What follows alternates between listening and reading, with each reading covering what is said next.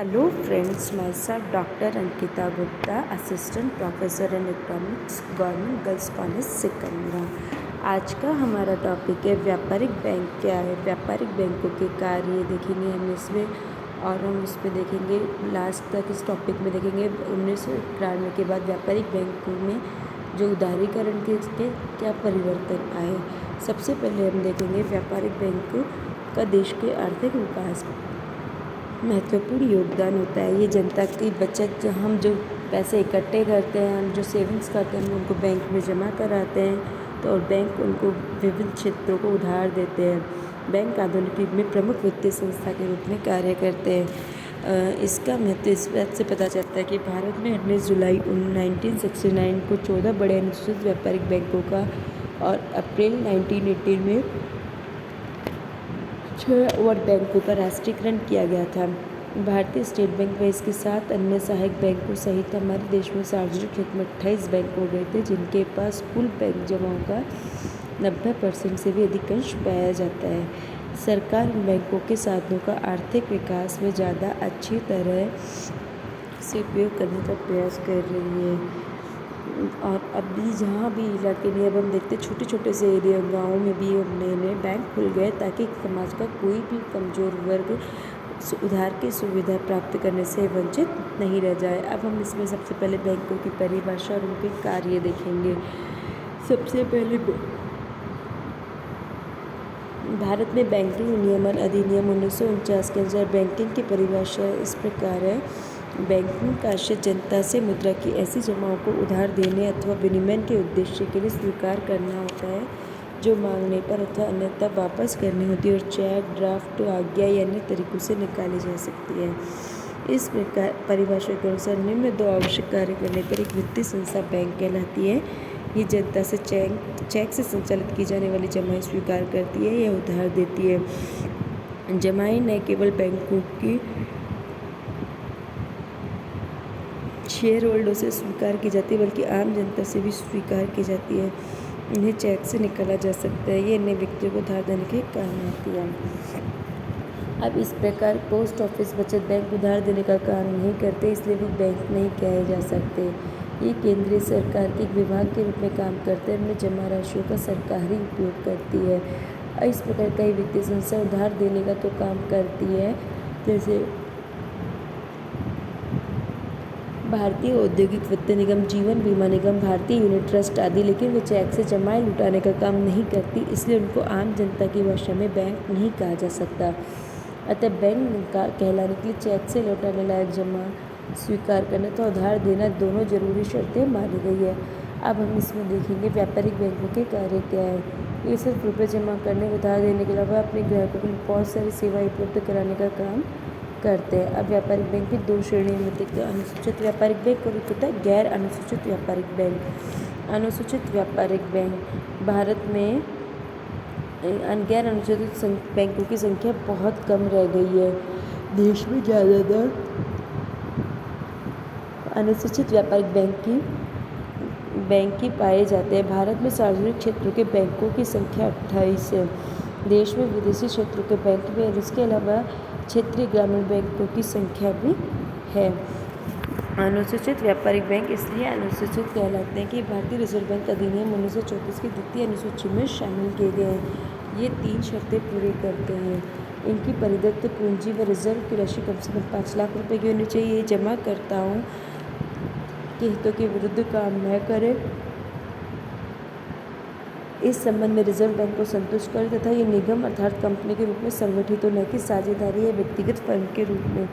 इन शर्तों को पूरा करने पर इनको रिजर्व बैंक के द्वारा निःशुल्क अथवा रियायती शर्तों पर भुगतान की सुविधा दी जाती है, और उससे उधार की राशि भी मिल सकती है। बदले में अनुसूचित बैंकों को रिजर्व बैंक के पास नियमानुसार वैधानिक रिजर्व की राशि रखनी होती है। वे समय समय पर आवश्यक रिटर्न भेजते होते हैं। गैर अनुसूचित बैंकों को भी वैधानिक नकद रिजर्व रखनी होती है, लेकिन वे इन्हें अपने पास भी रख सकते हैं। इन्हें रिजर्व बैंक की सामान्य बैंकिंग के कार्य के लिए उधार की इजाज़त नहीं होती, हालांकि असामान्य दशाओं में इन्हें भी उधार की राशि मिल सकती है। प्रादेशिक ग्रामीण बैंक राष्ट्रीयकृत बैंकों के द्वारा ग्रामीण क्षेत्रों में लघु व सीमांत कृषकों, खेतिहर मजदूरों, कारीगरों व लघु उद्यमकर्ताओं को वित्तीय सुविधा देने के लिए स्थापित किए गए हैं। वर्तमान में देश के विभिन्न जिलों में 56 क्षेत्रीय ग्रामीण बैंक कार्यरत हैं। अब ग्रामीण बैंक के कार्य देखेंगे एक टेबल के अनुसार, तो ये है जमाएं स्वीकार करते हैं, उधार देना दूसरा कार्य, तीसरा कार्य ग्राहकों के लिए एजेंसी में कार्य में सुविधाएं देना, भारत अन्य कार्य और साख निर्माण करना और कार्य की नई दिशाएं, जैसे आजकल एक mutual fund, share market, merchant banking, leasing, जोखिम पूंजी, फैक्टरिंग आदि काम भी करते हैं। अब आज हम इस वीडियो में हमारे कार्य को सिर्फ जमाएं स्वीकार करना और उधार देने के कार्य तक के सीमित रखेंगे। अब जमाएं स्वीकार करना, बैंक 3 प्रकार के खाते में जमाएं स्वीकार करता है। पहला चालू खाता, बचत खाता और अवधि जमा खाता। चालू खाता होता है जो एक व्यापारी के लिए, इसमें हम कभी भी पैसे जमा करा सकते हैं और निकाल सकते हैं एनी टाइम, इसमें उनको कोई ब्याज नहीं मिलता। और बचत खाता होता है, इसमें चालू खाते में तो कोई ब्याज नहीं मिलता है, इसमें जो आम जनता छोटी छोटी अपनी बचत इकट्ठी करके जमा कराती है, उसको उस पर थोड़ा ब्याज मिलता है। और सावधि जमा खाता है, इस पर सबसे ज़्यादा उसको ब्याज मिलता है। एक टाइम पीरियड के लिए इसमें जमा होता है और उससे पहले इसको निकालने की इजाज़त नहीं दी जाती है। अब चालू खाता हमने देखा ही व्यापारियों की सहूलियत के लिए होता है, इसमें चेक से रुपये निकालने की इजाज़त दी जाती है। बचत खातों में ब्याज कम मिलता है लेकिन रुपये जमा कराने व निकालने की अधिक सुविधा मिलती है। ये छोटी राशि की बचत वालों के लिए अधिक उपयुक्त मानता है। और फिक्स जमा खातों में अधिक ब्याज मिलता है, जो कि अवधि की मात्रा पर निर्भर करता है। अधिक अवधि के लिए जमा कराने पर इसमें ब्याज की दर भी अधिक होती है, लेकिन अवधि समाप्त होने पर ही जमा राशि वापस मिल सकती है। और इस एफडी के आधार पर बैंक हमको लोन भी दे सकता है, इसके निर्भर पर। और व्यापारिक बैंकों को अपने उधार की दरें कम करने के लिए कहा जाता है ताकि निवेश को बढ़ाया जा सके। और इसके बाद हम देखते हैं जमाओं के प्रमाण पत्र या सर्टिफिकेटों की नई स्कीम। दूसरा, इस तरह से भी वो जमा करते हैं। मार्च 1989 में भारतीय रिजर्व बैंक ने जमाओं के सर्टिफिकेट की एक नई स्कीम प्रारंभ की थी। शुरू में इसके अंतर्गत अनुसूचित व्यापारिक बैंक 25 लाख रुपए के गुणन सर्टिफिकेट जारी कर सकते थे। जमा की अवधि 3 महीने से 1 वर्ष तक होती है। सर्टिफिकेट बट्टे पर या अंकित मूल्य पर जारी किए जाते हैं। बैंक इन पर उधार नहीं दे सकते और नहीं इन्हें आगे चलकर वापस खरीद सकते हैं। और दूसरा कार्य है इसका ऋण व अग्रिम राशियाँ। रुपया उधार देना बैंक का दूसरा कार्य होता है। बैंक की इस तरह से कृषि, उद्योग, व्यापार आदि का विकास होता है। भारत में कई बड़े व्यापारिक बैंकों का राष्ट्रीयकरण मुख्यतः इसलिए किया गया है कि इससे कृषि, लघु उद्योग व समाज के कमजोर वर्गों को अधिक मात्रा में ऋण की सुविधा मिल सके, जिससे कम आय वाले व्यक्तियों को भी उत्पादन बढ़ाने व अपनी आय बढ़ाने का अवसर मिल सके। प्राथमिकता प्राप्त क्षेत्र में कृषि, लघु उद्योग, उपेक्षित व कमजोर वर्ग, लघु परिवहन चालक, स्वरोजगार में संलग्न व्यक्ति व ग्रामीण कारीगर शामिल होते हैं। प्राथमिकता प्राप्त क्षेत्र में ब्याज की दरें नीचे रखी गई जाती है ताकि लोग ब्याज की दर कम होगी तो लोग उधार लेने को आकर्षित होंगे। और कृषि के क्षेत्रों पर भी ब्याज की दरें कम रखी गई है। सार्वजनिक क्षेत्र के बैंकों द्वारा प्राथमिकता प्राप्त क्षेत्र को दी गई राशियों की कुल राशियाँ 39% रही।